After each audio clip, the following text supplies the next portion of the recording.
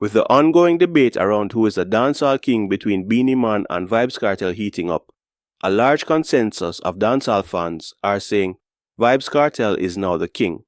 But you have adamant naysayers saying Beenie Man or even Yellow Man is still the king of dancehall. All great choices are based on each artist's accomplishment. But I think that it's ironic that an artist who has accomplished more than the other three combined is not even publicly fighting for the throne and is hardly being considered as king by dancehall fans. Sean Paul is statistically the greatest dancehall artist to ever exist. He has more streams, more global hits, more Billboard song entries, and 4 #1 Billboard #1 Hot 100 songs. He is known worldwide, but for some reason, he is underappreciated and overlooked in the dancehall king debate. This is an artist who has ranked 88th of the top 100 artists of the 21st century by Billboard. Dancehall has often been critiqued for its limited mainstream accessibility due to its heavy reliance on patois and local cultural references. Sean Paul, however, broke this barrier by maintaining authenticity while making his music relatable to international audiences. His knack for creating dance floor anthems and crafting universally appealing lyrics set him apart, allowing him to become the face of dancehall on the world stage. One of Sean Paul's most significant contributions to dancehall is his ability to collaborate with artists across genres, thereby introducing dancehall to new audiences. From Beyoncé and Rihanna to Sia and Dua Lipa, Sean Paul has worked with some of the biggest names in the music industry. These collaborations have not only elevated his career, but also amplified the global reach of dancehall music. For instance, his feature on Beyoncé's Baby Boy, 2003, was a pivotal moment for dancehall, as it blended the genre with mainstream R&B. Similarly, his appearance on Clean Bandit's Rockabye, 2016, and Dua Lipa's No Lie, 2017, showcased his adaptability and reaffirmed his relevance in an ever-evolving music landscape. Sean Paul's collaborations demonstrate his ability to merge dancehall with pop, EDM, and other genres, ensuring its continued evolution and popularity.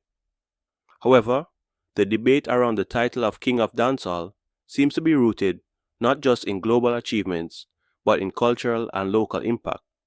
Beenie Man, often called the King of Dancehall, earned his title through his dominance in the 1990s and 2000s, his lyrical prowess, and his ability to command the stage at iconic events like Reggae Sumfest and Sting. Similarly, Vybz Kartel has redefined the genre with his lyrical depth, controversial persona, and influence on the next generation of dancehall artists, all while maintaining a strong connection to his Jamaican roots. Sean Paul, on the other hand, has often been criticized for his crossover appeal. Some fans argue that his music leans too heavily toward international markets, distancing him from the grassroots dancehall culture that defines the genre in Jamaica. This perception, whether fair or not, might explain why his name doesn't come up as often in discussions about the dancehall throne. For many fans, being the king of dancehall is about more than just numbers and accolades. It's about being the voice of the streets, the embodiment of the culture, and a representative of Jamaica's rich musical heritage. Still, it's impossible to ignore Sean Paul's contributions to the genre. While Beenie Man and Vybz Kartel have been pivotal in shaping dancehall's identity, Sean Paul has ensured its survival and growth on a global scale. His achievements should not diminish his standing in the dancehall conversation. Rather, they should elevate him as a king who has broken barriers and opened doors for the genre worldwide. Sean Paul's role as a cultural ambassador for Jamaica cannot be overstated. Through his music, he has introduced millions of listeners to Jamaican culture, language, and traditions. His ability to bridge cultural gaps and foster understanding through music is a testament to his status as a global icon. One of the hallmarks of a true king is longevity, and Sean Paul has demonstrated remarkable staying power. Over 2 decades after his debut, he continues to release chart-topping hits and perform at sold-out venues worldwide. His journey into dancehall began in the late 1990s, a time when the genre was thriving locally but still lacked a consistent global presence. Sean Paul made his debut with the album Stage 1 in 2000, but it was his sophomore effort, Dirty Rock, 2002 that catapulted him to international stardom. Tracks like Get Busy, Gimme the Light, and Like Glue showcased his ability to create infectious dancehall hits. The album won him his first Grammy Award for Best Reggae Album and marked the beginning of his dominance in the global music scene.